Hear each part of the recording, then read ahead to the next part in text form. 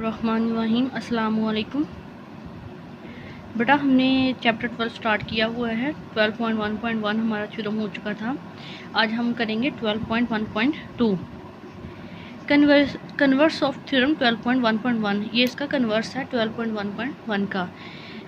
क्या स्टेटमेंट है इसकी देखते हैं। Any point equidistant from the end point of a line segment is on the right bisector of it। सबसे पहले लाइन सेगमेंट हमने एक लाइन सेगमेंट ले लिया ए बी, ठीक है।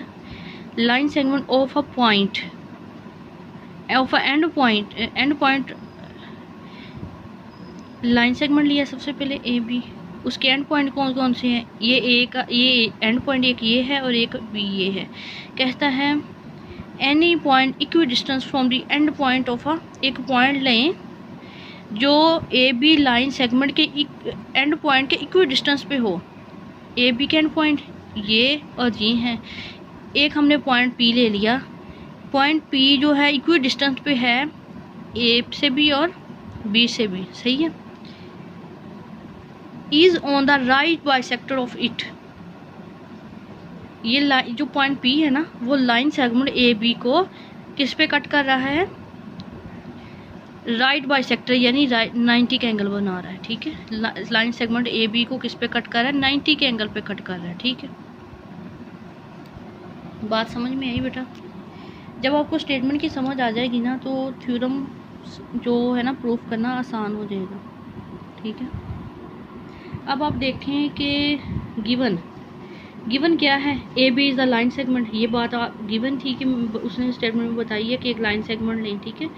पॉइंट पी सच दैट, एक फिर उसने ये भी कहा था कि एक पॉइंट लें जो ए बी के एंड पॉइंट से इक्वी डिस्टेंस पे हो, तो वो पॉइंट पी लिया आपने, ठीक है।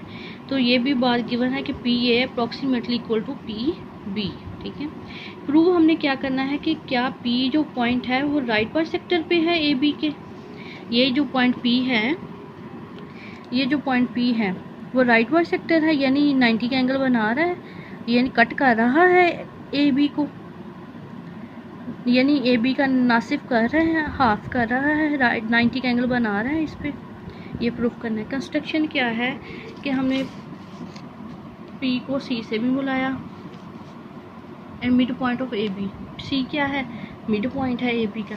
देखिए ना, पी को क्या कंस्ट्रक्शन में है, क्या किया? पी को सी से मिला दिया और ए बी का जो मिड पॉइंट क्या है? C is a mid point of A B. Proof देखते हैं। स्टेटमेंट हमने दो जो ट्राइंगल्स हैं उनको कंपेयर करना है। एक है ए सी पी, एक B C P. A C P B C P, दो ट्राइंगल बन गई ना, ये देखिए, ठीक है। इनको कंपेयर करते हुए चलना है आगे।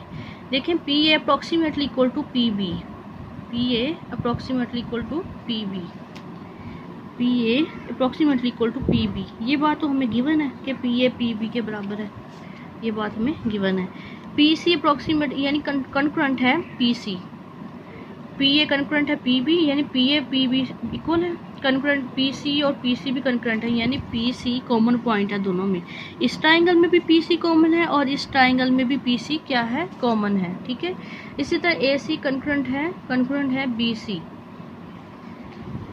ए सी कंकरेंट है बी सी, यानी सी से जितना ए डिस्टेंस पे है ए है उतना ही बी सी से उतना ही दूर है, यानी ए सी कंकरेंट है बी सी, यानी ए सी इक्वल है बी सी के।